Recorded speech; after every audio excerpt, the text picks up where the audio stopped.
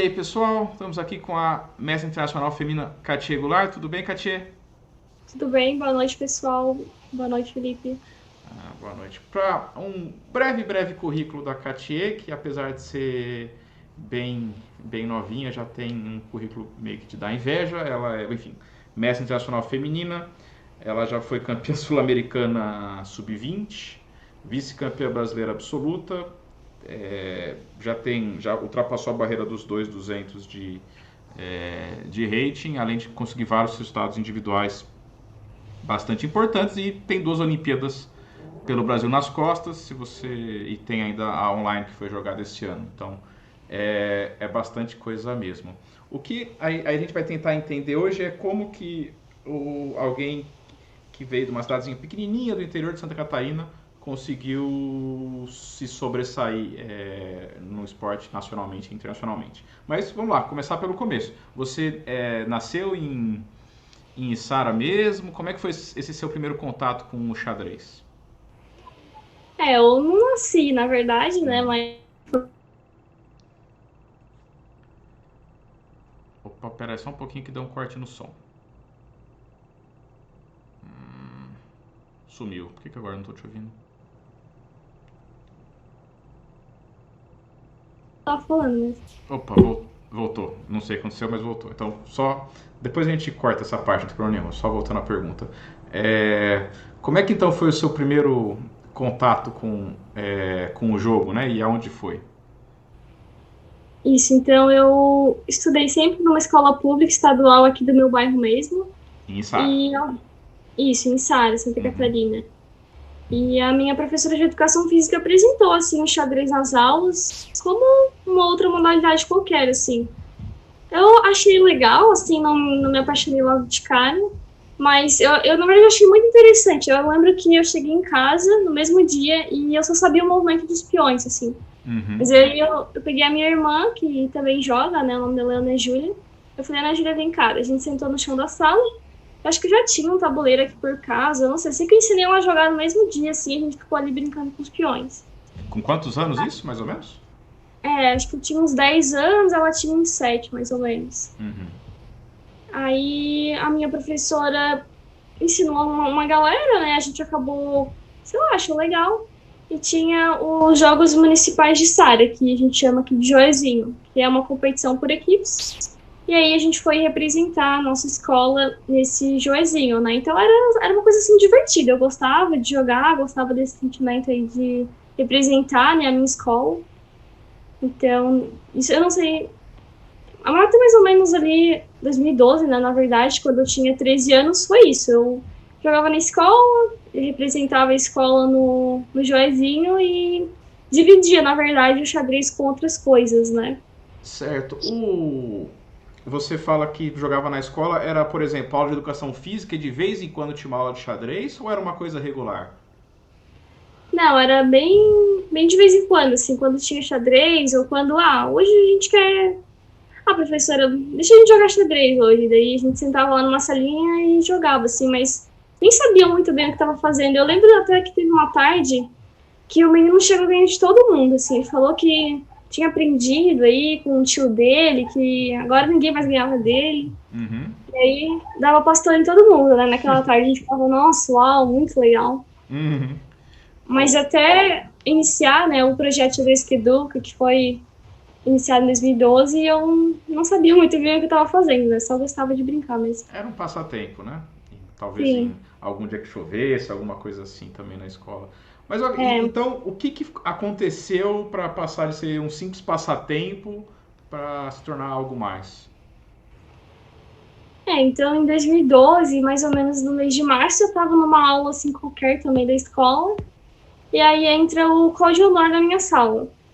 O Cláudio Honor, ele era recém-formado na UFSC, ele estava voltando para a região, a UFSC é a Universidade Federal de Santa Catarina, então ele tinha morado em Floripa um tempo, e Uhum. estava voltando a convite da Fundação de Esportes de Sara para iniciar um projeto social de xadrez nas escolas do município, né?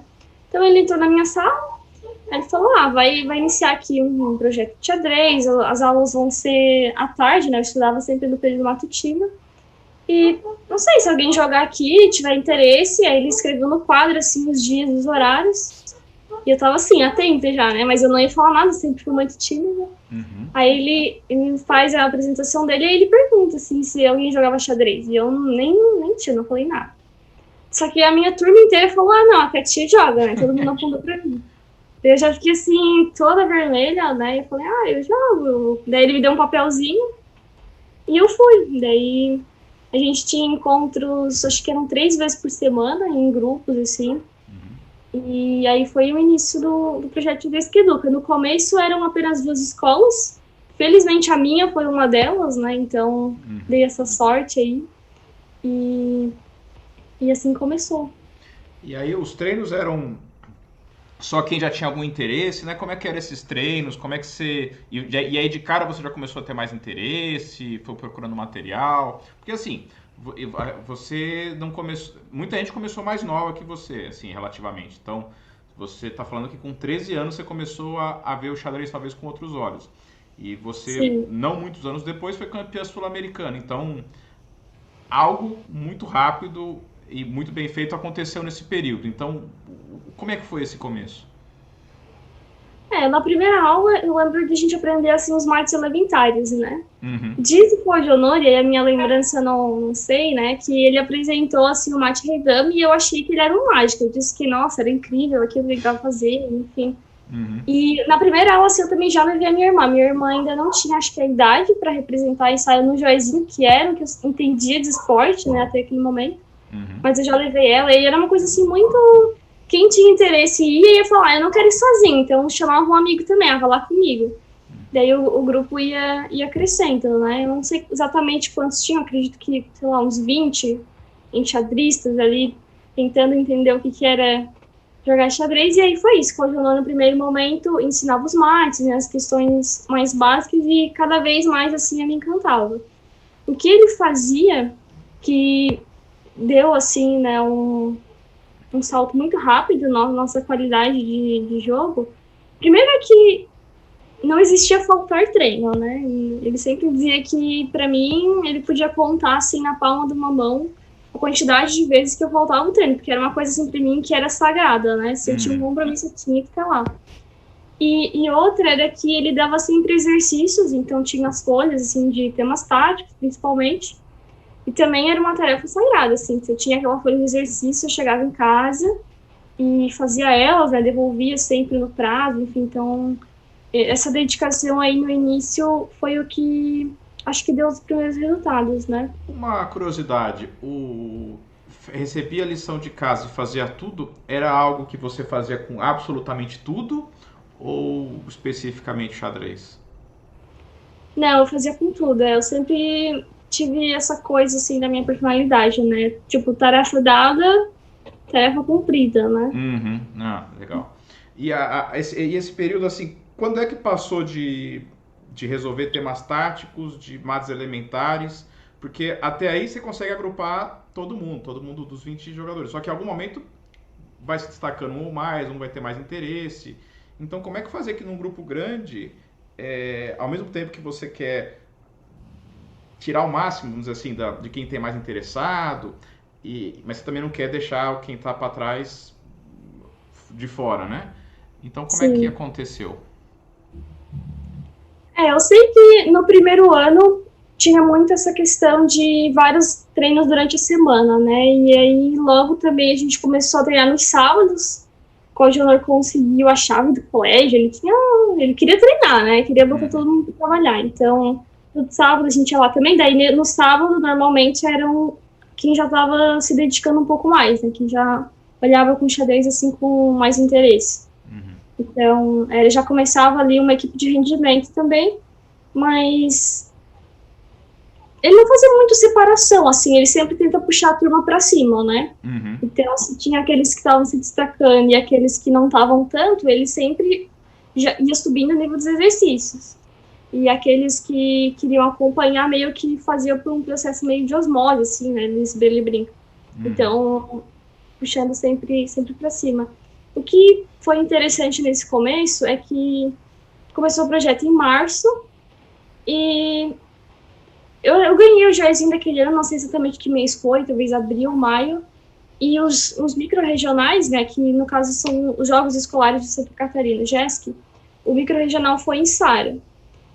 Daí eu me classifiquei automaticamente para o regional, por ter a vaga do município. Uhum. E no regional eu acabei ganhando, assim, mas eu ganhei o torneio de uma forma que eu não sabia o que eu estava ganhando, né?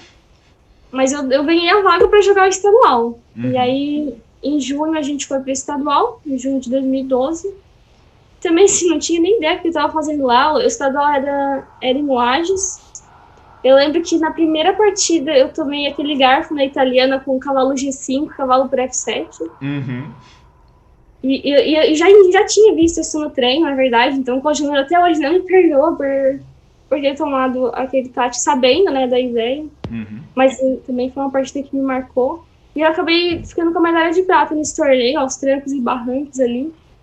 Então, ganhar uma medalha de prata, assim, no estadual, na escolar, que era onde eu tinha aí meu primeiro contato com a modalidade também, foi um grande incentivo, assim, né, nesse primeiro momento. Ah, não, sem dúvida, ainda mais dando uma torre de lambuja. Então, eu perdi essa partida, mas o torneio a gente recuperou.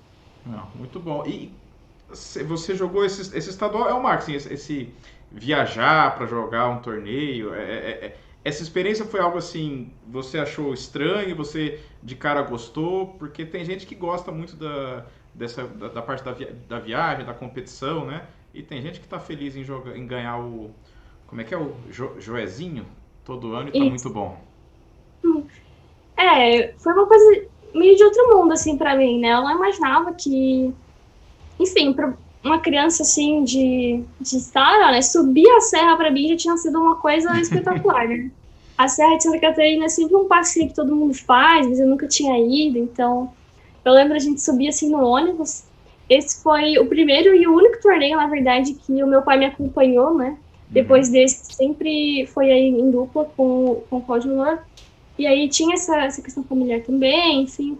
Era um frio, eu lembro que era muito frio. Mas eu gostei da parte da viagem. Acho que eu gostei mais da competição em si, mas a viagem foi legal. Ah, bacana. Bom, aí seguiu os treinos, você foi evoluindo, foi tendo mais resultados. Quando é que quando é que você sentiu, não, agora, a partir de quando você começou a estudar pesado mesmo? Porque se você só fizesse a tarefa que era para todo mundo, é difícil também se destacar muito. Então, em algum momento, eu imagino que você começou a fazer um pouquinho mais que o resto da turma. O que ou sempre foi seguindo com a galera? A parte do treino coletivo, até hoje eu continuo, né, fazendo com o clube, que daí teve a ACXTAR, a Associação Sul-Catarinense de Xadrez, que estruturou mais como um centro de excelência, né? Então, até hoje, essa parte do coletivo eu ainda mantenho. Mas logo em 2012 já teve essa... Não sei, o Cláudio sentiu, né, alguma coisa ali, ele achou que eu podia ir mais longe. Ele sempre foi um cara muito visionário, assim. Então, ele me dava as tarefas. Eu lembro que ele me deu um livro de um polonês, acredito eu, não sei o nome do livro. Mas é um livro meio amarelinho, assim, que foi meu primeiro livro. Então, acho que foi no primeiro ano já que eu li ele. Só que, assim, eu sempre fiz outras coisas além da escola. Então, nessa época, eu dividia o meu espaço entre a escola, o xadrez e o handebol, assim, que é uma modalidade que ninguém me vê fazendo, mas eu praticava na época. Na verdade, eu praticava handebol há mais tempo do que eu praticava xadrez. Então, na minha cabeça, no começo eu gostava até mais de handebol, assim, porque já tinha aquele processo, né, já tinha uma equipe formada, só que não tinha muita questão competitiva, né, era mais de treinos mesmo, já tinha essa rotina de treinos. E aí, em 2012, eu fui dividindo o espaço entre um e outro. Eu lembro que até um jornalista, depois que a gente ganhou alguns títulos nesse ano, ele me perguntou, assim, né, que em algum momento eu ia ter que escolher.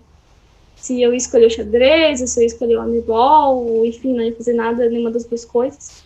E eu não soube responder ele na época, mas no ano seguinte, que eu estava entrando no ensino médio, logo no começo do ano, assim, eu já abri mão do handebol, né, e resolvi me dedicar 100%. Nessa virada, de 2012 para 2013, foi onde começou os treinos aos sábados. Então, na verdade, era férias, né, mas a gente não escolheu ter férias, a gente manteve os treinos, E aí foi quando começou essa coisa mais de rendimento, assim, né? De escolher o xadrez realmente como uma coisa que eu gostava muito Uhum. e de maior dedicação, né? Legal.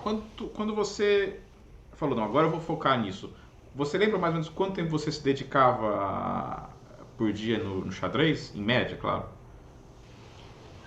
Eu não lembro exatamente. Eu imagino que seja entre 2 e 3 horas, porque eu estudava no ensino médio que era o dia todo. Então, eu acho que tinha 2 dias da semana que eu tinha só meio período, e aí no outro período tinha o treino do coletivo, ali de xadrez, né? A gente Uhum. passava a tarde treinando. E depois, à noite, né, o que dava também de exercícios e os livros, aí acho que uma média de 2 a 3 horas. Isso se seguiu por alguns anos. Sim, acho que 2013 e 2014, mais ou menos, foi assim. Até, Certo. até 2015, na verdade. Eu me formei em 2015 e ainda era esse sistema de ensino médio que 3 dias na semana era integral. Então, acho que até o final do ensino médio foi mais ou menos assim. E aí você logo em seguida já ingressou na faculdade? Não, o que aconteceu foi que eu treinei, né, 2012, 2013, e aí eu lembro até que em 2012 a gente já acompanhava a Olimpíada, assim, nos treinos. Eu lembro de, não sei, 2012 ou 2014, mas eu lembro muito de uma partida da Vanessa Feliciano. A gente tava no treino no sábado, analisando a partida dela, e falava, nossa, que máximo, a Vanessa Feliciano tá lá na Olimpíada. E acho que ela tava pra fazer a norma, eu não lembro agora se é 2012 ou 2014. Uhum. Mas a gente tava torcendo, né? Acompanhando as partidas dela. E em 2014, o Claudio falou que a gente podia chegar na Olimpíada. Assim, sempre foi um sonho dele primeiro, né? Ele veio com essa meta. Então, para a Olimpíada de 2016, a gente foi testar primeiro em 2014, né? Era a época do. Como é que chamava? Circuito Olímpico? Não. Acho que Pré-olímpico era. ainda? Era um circuito pré-olímpico, alguma coisa assim. Uhum. Eu lembro que eu joguei uma etapa em São Paulo, só joguei uma etapa desse circuito, mas a gente foi ver como é que era, né? E falei, legal, não foi com grandes expectativas, assim. Acho que a minha primeira partida já foi contra a Júlia, que foi a minha primeira partida assim, da história contra a Júlia. Uhum.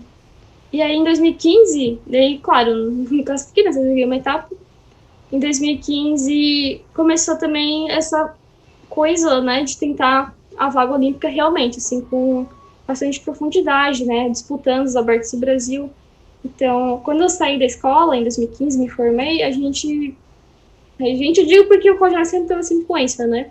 Uhum. Mas eu optei por um ano sabático, então eu não entrei na universidade direto. Né? Em 2016 eu fui me dedicando única e exclusivamente, né, ao xadrez. Ah, que bacana. Esse ano específico que você pegou pro xadrez, era um estudo baseado mais em aberturas ou em leitura de livros? Como é que você fez? Porque o xadrez é um monte de coisa que você pode abraçar, né? Tem alguma Uhum. coisa que vocês quiseram focar? Foi uma coisa mais equilibrada? Era uma coisa bem geral mesmo, dividir em 3 períodos de treinamento, né? Então eu treinava de manhã, à tarde e à noite. E era uma divisão, assim. Tinha um livro mais ou menos por momento, né? Então, um livro de estratégia, um livro de finais e tática, ou um livro de tática, ou então exercícios de sites mesmo. Então, fazia uma divisão por períodos, né?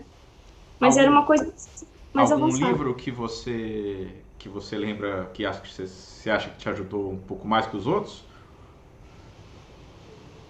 Não Ou, exatamente. ou que você gostou mais de ler?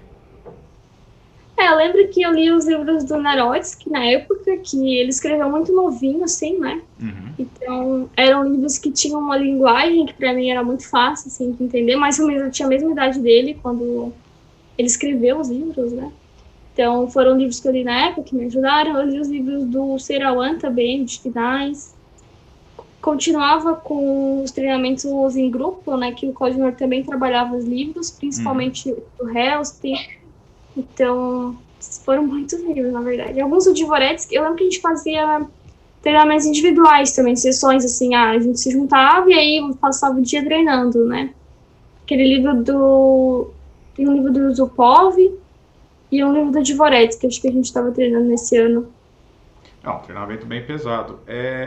foi muito, porque uma das frustrações que a gente percebe, acho que todo mundo passou por isso, mas com alunos dá para perceber bem, é a frustração de alguém que estudou muito um período e demorou para vir resultado. No seu caso, um ano treinando mais intensivamente, foi muito claro assim, quando acabou esse ano que você estava voando, ou demorou um pouco para você sentir esse salto? Eu senti um salto porque eu não sabia muito de xadrez antes, na verdade, né? Eu não sei, eu gostava muito e na minha cabeça eu sabia alguma coisa, né? Então teve o salto pela minha falta de conhecimento anterior. Mas eu assim, não tive grandes resultados em 2017, por exemplo, que foi o ano seguinte, né?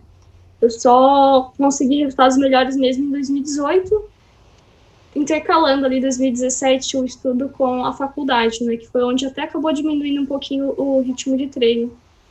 Curiosamente, o ano seguinte veio com mais resultados.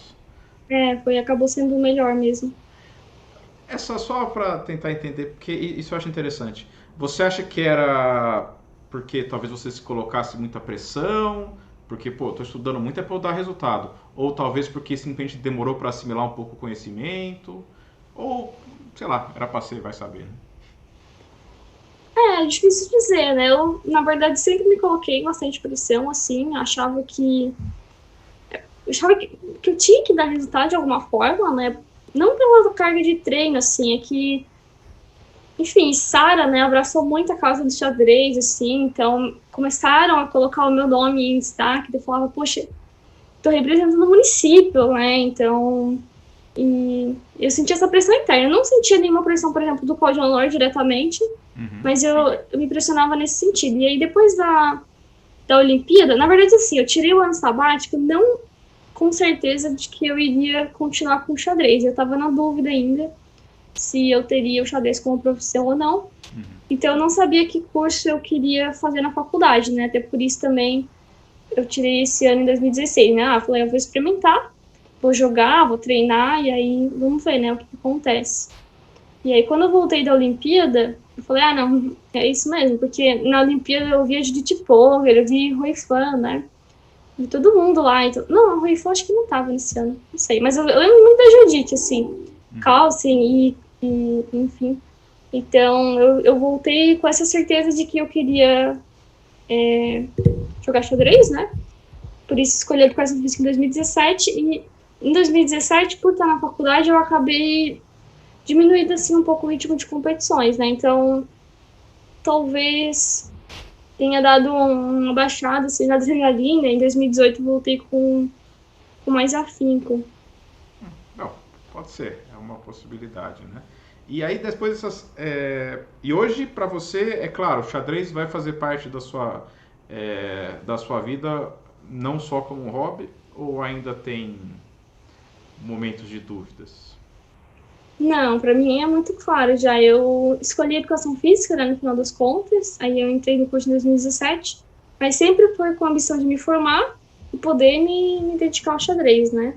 Santa Catarina tem a questão do CREF muito presente ainda na modalidade, então tem algumas barreiras nesse sentido.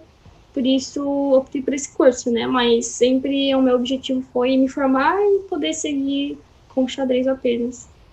Isso não é uma decisão fácil e você tomou ela relativamente cedo, né? E você, em Içara, além de você fazer a faculdade, você, enfim, estudar xadrez, esse ano eu sei que está típico para todo mundo, né? Mas com relação à própria cidade, porque você aparentemente tem essa ligação mais forte, né? Como é que funciona esse xadrez? Porque você não foi a única jogadora, claro, acho que posso estar enganado se a coisa estou errada, mas você foi aqui, se destacou mais, mas eu sei que surgiu outros jogadores, tem escola de base. O que está acontecendo hoje em Içara? Existe xadrez escolar? Como é que funciona? Você falou que antes era só duas escolas. Hoje tem mais? Como é que é? Isso, o projeto ele foi criado, né, em dois viés. Então a gente sempre teve a parte escolar, social, que segue até hoje, ampliando realmente o número de escolas, e a parte de rendimento. Então, aqueles alunos que se destacam, né, que têm interesse de seguir a modalidade, vão para o rendimento no Centro de Excelência da Cesta de Içara, né, no clube do município. E aí funciona como uma parceria, né? As famílias que compõem o clube entram com alguma parte, mantém a sala, por exemplo, do clube, né, as famílias que arcam com o valor, e a prefeitura, né, a Fundação de Esportes, consegue apoiar, por exemplo, na questão das competições, né, então grande parte do que a gente conseguiu disputar foi com esse apoio público. E realmente, assim, muitos nomes ou foram formados, né, com o xadrez, ou tiveram no xadrez um salto, por exemplo, para a universidade, né, que é uma bandeira que a gente defende bastante. Então, por exemplo, a gente teve uma equipe masculina que foi vice-campeã de joguinhos abertos, né? O Joguinhos é uma equipe da juventude de Santa Catarina, então abaixo de 19 anos, e Sara tem 55 mil habitantes. Então, pra gente foi um título assim, muito especial por equipes, né? Com todos os atletas de base. A minha irmã também, ela não gosta tanto assim, de xadrez, ela acabou optando por uma outra área, mas ela foi tricampeã brasileira de categorias, né? E tem, enfim, vários outros nomes. Então, é um trabalho social, mas que tem aí nesse viés de rendimento uma possibilidade para os atletas que querem, né, poderem seguir. Não, sem dúvida. Agora, uma curiosidade sobre o seu estilo de jogo, porque assim, a gente, eu lembro você ainda mais bem novinha e, enfim, lembro de uma partida ou outra, né? E como é que você se define o seu estilo de jogo? Eu acho essa pergunta muito difícil. Eu não sei se eu tenho um estilo de jogo assim. Eu acho que eu Vamos fazer talvez um tenha. lance. Eu acho que eu tenho um pouquinho mais progressivo em algumas posições, mas eu gosto muito de estratégia, de finais, então tem que ser mais eclética, assim, nesse sentido. Não é o que muitas minhas partidas dizem, acho que a maioria das minhas partidas são muito loucas, mas Tá. a minha cabeça. Ah, tudo bem. Você quer dizer que assim, você gosta de muitas partes do jogo, ou talvez todas as partes do jogo, mas por alguma razão as suas partidas acabam ficando meio malucas, é isso? Isso, mais ou menos assim, é mais para esse lado de ataque. Interessante. Outra dúvida que eu acho que é interessante, eu acho que principalmente para quem começa muito novo, não, você nem começou tão nova assim, mas que já tem resultados, enfim, você foi campeã sul-americana 2018 mesmo, né? Como é que foi, assim, o passar dos anos, o lidar com a derrota para você? Foi difícil. Eu sempre, como eu disse, né, botava muito pressão interna, assim, então também por personalidade, né, sempre fui muito emotiva. Então, várias e várias vezes eu não consegui segurar, chorar assim no meio do torneio mesmo, que é um pouco vexame, mas enfim, era um pouco incontrolável. Eu fui aprendendo com o tempo, né? Mas tinha esse problema aí da derrota, né? Sentia muito nos torneios de categoria, porque na minha cabeça era uma vez na vida, né? Eu tinha aquela oportunidade de ganhar, por exemplo, um brasileiro de categorias. Então, Não era bem verdade, mas ok, era o que você. sim, não era bem assim, né? Na minha cabeça eu tinha, aquele era o torneio, né? Com o passar do tempo, é que, poxa, não, né? Tem outros torneios, principalmente quando eu comecei a jogar abertos do Brasil, né? Que você vê, poxa, é uma competição adulta, você tem várias oportunidades, né? Então, não é uma partida, não é um torneio que vai decidir a sua vida, né? Mas essa parte de lidar com a derrota sempre foi uma questão mesmo. Mas não é tipo chorar. Na hora você ficar bravo, acho que cada um fica bravo do seu jeito, ou triste que seja. Sim. Mas para a partida seguinte, você acha que você sentava para na partida seguinte como se fosse, sei lá, com mais vontade ou porque tem gente que perde uma e parece, enfim, depois é só zero na planilha, zero, zero, zero, não consegue jogar mais. Tem gente que do nada na seguinte já chega mais bravo ainda, mas joga melhor ainda. É, tem um padrão com você isso? Você percebe? Eu comecei a trabalhar a questão de cada partida é uma partida, né? Então não jogar o torneio como um todo, assim, e jogar assim por etapas, né? Então eu tento sempre esquecer, né? Foi aquela partida, agora é outra partida. Então nem mais agressiva nem menos. Eu tento manter ali a mesma dinâmica, na verdade. E você consegue, porque eu tento fazer isso também, mas vou ser sincero que não é algo que eu consigo em muitos casos. Mas você acha que é algo que assim, você vai na próxima partida você consegue relativamente esquecer o que passou? Então, até depende muito do torneio, na verdade, né? Algumas vezes, dependendo de como é que foi a derrota, você vai com sangue nos olhos, né? Uhum, Ou então você vai, poxa, não sei jogar xadrez, o que eu tô fazendo aqui? uhum, Foi o que aconteceu, por exemplo, na Olimpíada de Batumi, né? Eu comecei perdendo a primeira partida contra uma menina teoricamente mais fraca, né? Acho que ela tinha, sei lá, 1.500 de rating.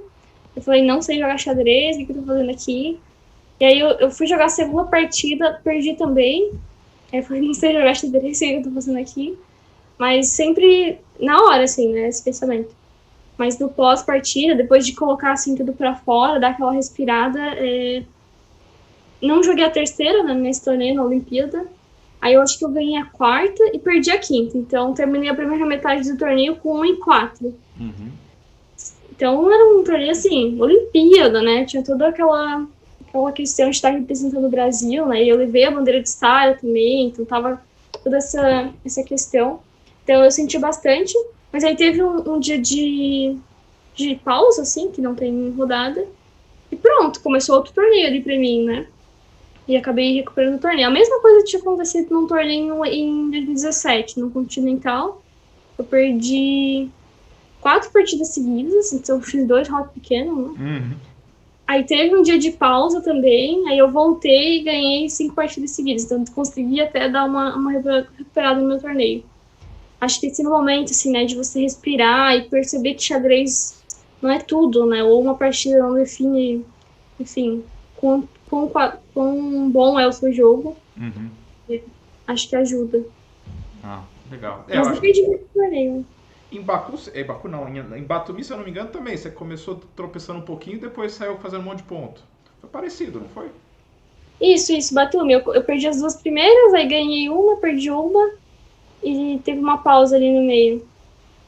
E aí depois um monte de ponto.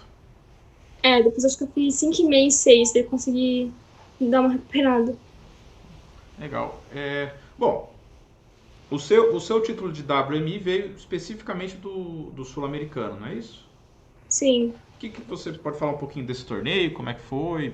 A conquista do título em si foi algo que você sentiu como importante ou como uma meta? Como foi a Olimpíada, por exemplo, para você? Sim, inclusive nesse torneio que tem o meu lance da vida, né, digamos assim. Opa! Mas foi um, Não, foi um já torneio, emenda, já pode emendar. foi um torneio que me marcou muito, assim, porque foi a primeira vez que eu viajei pra fora sozinha. Eu não falava espanhol, né, só aquele portunhol bem mais ou menos, então eu tava muito nervosa, Aonde é assim, que no foi o aeroporto. torneio? Foi em Luque, no Paraguai. Então eu fui tremendo, assim. E eu cheguei lá, e pro meu desespero, assim, ninguém sabia quem eu era, assim, não estava escrita, não tinha meu nome no hotel. E teoricamente eu era a representante oficial do Brasil, né? Então, aí como eu não sabia falar espanhol, e eu já tinha chegado assim no dia, até para economizar, né, questão da passagem, enfim, tava lá em cima da hora, então para ver essas questões burocráticas tava, tipo, muito em cima. Não... E eu tava nervosa já, então, enfim, tudo se somou. Eu sei que no final das contas, aí eu falei, não, eu sou Cartier e tal, eu mandei mensagem pra confederação, confirmada, eles iam fazer minha inscrição. Aí ligaram pra CBX e conseguiram lá me entender como uma representante do Brasil mesmo. Aí arranjaram lá um quarto pra mim e começou o torneio, né? Então, já, depois de uma viagem meio assim, aos trancos e barrancos, eu tava jogando esse sul-americano. Então, assim, eu não tava com uma ambição de ganhar, né? Eu já tava assim, poxa, não era pra ter vindo, né? Tá dando tudo errado. Aí comecei a jogar, ganhei as 2 primeiras e perdi a terceira rodada. Falei, poxa, terceira rodada já, né? Assim, perdendo.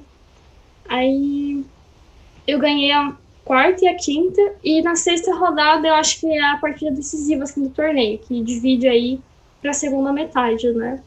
E foi onde veio o tal do lance da vida. Mas o meu lance da vida é um lance um pouco curioso, assim, porque eu fui preparar essa partida e o Cojonor, ele tava aqui no Brasil, né? Ele não me acompanhou. E aí, de longe, ele tava me auxiliando nessa parte de preparação. E a gente não sabia muito bem ainda o que ia jogar. Eu tava de brancas contra uma peruana. E ele tava estudando, assim, pra ver as possibilidades, né? Daí eu lembro que eu fui descansar, assim. E aí ele falou assim, tem uma ideia, você vai ganhar amanhã. Eu falei, legal, né? assim tá bom. Então, ele viu uma partida do Carlsen, não lembro o torneio agora que o Carlsen estava jogando, mas ele trazia de volta uma ideia na siciliana, né? Uhum. Que era E4, C5, cavalo C3, e quando D6, D4. C por e dama por D4. E mais ou menos esse é o meu lance da vida, assim, porque na verdade era uma preparação, né? Mas a menina não estava nem um pouco assim preparada para aquilo. Era a primeira vez que eu desviava assim numa siciliana.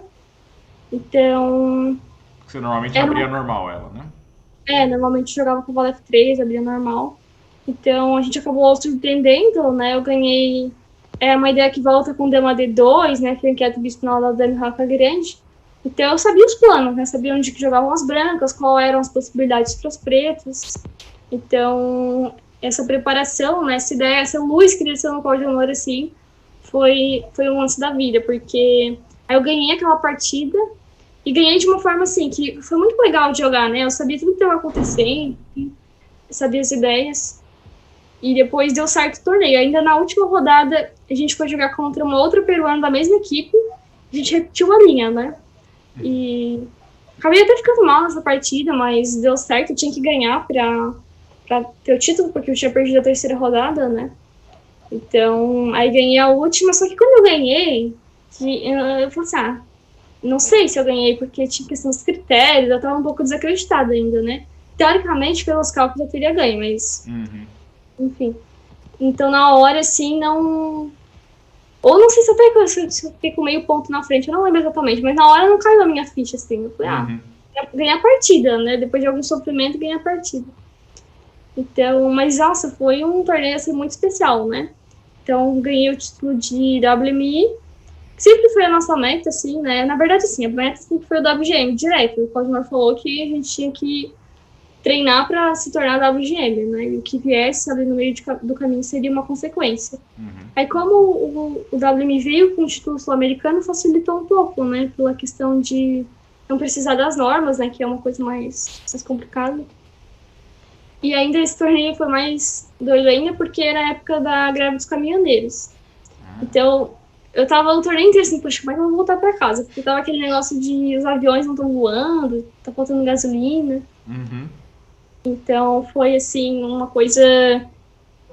Várias coisinhas, assim, que não era pra ser, né? Mas eu lembro que eu cheguei em Floripa, não tinha táxi, não tinha Uber. A Ilana, inclusive, me salvou, ela me deu uma carona pro aeroporto, assim, com aquele restinho de gasolina que tinha lá na época. Me deu uma carona pro aeroporto, não, pra rodoviária, na verdade. Consegui um ônibus pra vir pra Içara. Então, e voltar com aquele troféu, né? Voltar com a atitude da LMI foi uma coisa muito especial mesmo. Não, muito bacana. E tudo parecendo que não vai dar certo, mas no final deu, é isso? Sim, esses são os melhores, né? Quando tem aí as dificuldades. E termina bem. E pro futuro, agora já tem até a pergunta, já foi até a pergunta do lance da vida, me economizou um pouco de saliva, mas e os planos futuros como enxadrista? Então a meta sempre tinha sido, né, o título de WGM, que continua sendo, ainda não alcançamos o rate, né, tem a questão das normas também. E essa é uma meta, né? Outra meta é continuar compondo a equipe olímpica do Brasil. Acho que é um torneio muito especial, né? É muito legal você poder representar o Brasil, representar o seu estado, seu município. Quem sabe aí uma medalha olímpica também, né? O Brasil tá carente aí desses prêmios. Faz acho que umas boas Olimpíadas desde que o Brasil não ganha alguma medalha individual. Agora, a Olimpíada especificamente, além das medalhas, você realmente incorpora, pode ser por içar, por qualquer coisa, é algo que você leva mais a sério do que um torneio individual qualquer?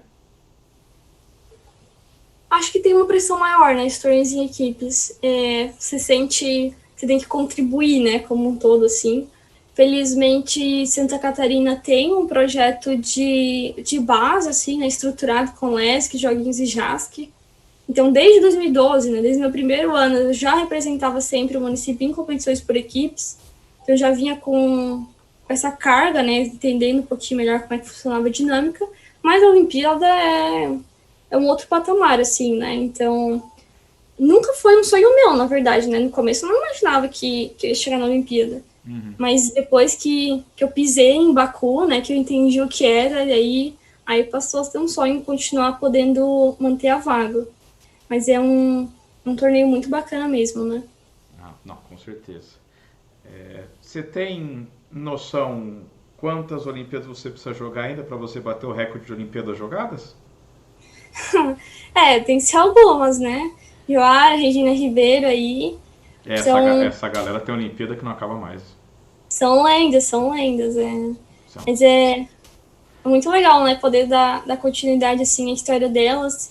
Eu já falei isso também várias vezes, porque a Júlia, por exemplo, era uma menina que...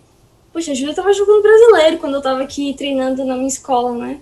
Então, poder jogar ao lado dela, assim... Enfim, a Juliana Teral era um pouquinho mais fora da minha zona, que era o escolar, né? Mas, então, hoje estar ali do lado delas é uma coisa muito legal, assim. E dos planos de futuro que você perguntou, tem também a questão de técnica e professora, né? Eu acho muito legal essa parte também. Gosto de dar aulas, né? Dessa parte que o curso de Educação Física também, de certa forma, me ajuda. Então, eu pretendo conciliar a vida como atleta e professora barra técnica também, Não, isso é. Você já levou alguma equipezinha para jogar joguinhos, essas coisas? Poxa, ainda não. Esse ano a gente. Em 2017 eu comecei a ter essa experiência dando aulas, né, para grupinhos assim. E aí a gente criou, né, um grupo de iniciação que era com atletas, sei lá, 6 a 8 anos, assim. E aí a gente tava treinando, né, para eles, porque o LESC começa a partir dos 10 anos. Então, quando eles chegassem nos 10, eles estarem aí aos trinques, digamos assim, né, já bem entendidos. Então, o grupinho até seguiu esse ano, né? Até ano passado era um grupo um pouquinho maior, porque as crianças não se identificam tanto, né, com essa parte online, mas ano que vem pretendemos voltar aí. Mas já levei eles para o circuito cearense de xadrez rápido, né, que é uma competição que a gente organiza ao longo do ano, com algumas etapas. E para mim, nossa, um orgulho muito grande, assim, botar o uniforme, assim, né, eles vestidos, e super felizes, assim, de estar representando o projeto, né, enfim, foi muito legal. Então, essa parte também me encanta. Bacana. Agora tem que ver como é que você vai lidar com alunos e alunas que talvez não sejam tão dedicados como era a Katia novinha, mas faz parte, né? E acho que tem a ver também com o que a gente está conversando. Queria que você falasse um pouquinho do projeto do Damas em Ação, né? O que exatamente é o projeto, o que vocês estão fazendo, como alguém que se diz tão tímida fica fazendo lives por aí. Tá aí mais uma coisa que o xadrez me ensinou, né? A ter que falar um pouco mais, assim, porque eu evitava todo o curso. Da entrevista pra mim era não consigo, eu só falo meu nome. Tipo, a gente ia nas rádios, assim, eu falava bom dia, meu nome é Katia. E era isso, assim, no Cláudio Noite seguia a entrevista porque eu não conseguia falar nada. Então, hoje estar na Twitch também já é um avanço, assim. Mas o projeto é uma coisa muito legal, né? Ele iniciou em 2018 com essa ideia de unir realmente o xadrez feminino, né? Primeiramente ali pensando nas meninas que estavam brigando pela vaga olímpica de 2018. Então, inicialmente tínhamos 6 integrantes e era com o intuito de promover o xadrez feminino, né? O xadrez de uma forma geral, mas com enfoque no xadrez feminino. As primeiras ideias, assim, surgiram em 2017, né? Mas o grupo só se concretizou mesmo em 2018. E ele funciona hoje de forma online. Então, a gente tem as redes sociais, né? Facebook, Instagram, mantidas com posts diários, uma espécie de revezamento, né, das integrantes. E tem a questão das lives na Twitch, né? Quem sabe aí um momento as lives no YouTube, tentando também levar para um público maior, né? Tem essa parte de interação também com o público. E no ano passado a gente também teve como ação a questão de aulas, né? A gente ofereceu com um preço um pouco mais acessível. A ideia era aproximar um pouquinho mais das atletas de categoria. E esse ano a gente criou as embaixadoras, né, do Damas. A gente ainda não divulgou totalmente, mas já criamos um grupo, né, e integram aí pelo menos, né, não, a gente não conseguiu todos, né, mas pelo menos uma atleta de cada estado do Brasil para levar o projeto para essas regiões. A gente sabe que hoje o xadrez é muito concentrado, né, no sul e no sudeste. Então, via essa espécie de embaixadoras, a gente pretende aí no ano que vem, né, nos próximos anos, conseguir expandir um pouco mais. Mas o objetivo é esse, né, incentivar o xadrez e principalmente o xadrez feminino. Então, acho que é um projeto bem bacana mesmo. Não, com certeza é. Bom, de qualquer forma, agradecer a sua presença. Espero que não tenha sido tão difícil você falar aqui hoje. E é isso, deixo aberto esse espaço se você quiser deixar algum recado final ou comentar qualquer outra coisa que você quiser. Não, agradeço pela oportunidade, né? Como eu disse, xadrez me ajuda. Eu ainda sinto um pouco, assim, um frio na barriga para falar, mas vou aprendendo, né? E eu gosto sempre, além de agradecer, né, esse espaço, deixar o meu agradecimento especial a todo mundo que me apoia, assim. Então, toda Sara sempre está comigo, assim, desde o começo, né, abraçou o projeto de xadrez mesmo. E hoje a gente tem aí o apoio da Unesc, que é a minha universidade. Então, eu estou no ensino superior graças ao xadrez e graças a uma universidade que apoia, né, o xadrez e o esporte. E também a Librelato, que é uma patrocinadora que não é minha parente, já deixou também aí exposto, infelizmente não tenho relações familiares, mas é um apoio aí, todos eles me permitem estar nessa caminhada, né? Então, é isso, muito obrigada. Não, eu que agradeço, tenho certeza que o pessoal gostou e até a próxima. Tchau, tchau, pessoal. Tchau, tchau, Katia. Tchau, tchau.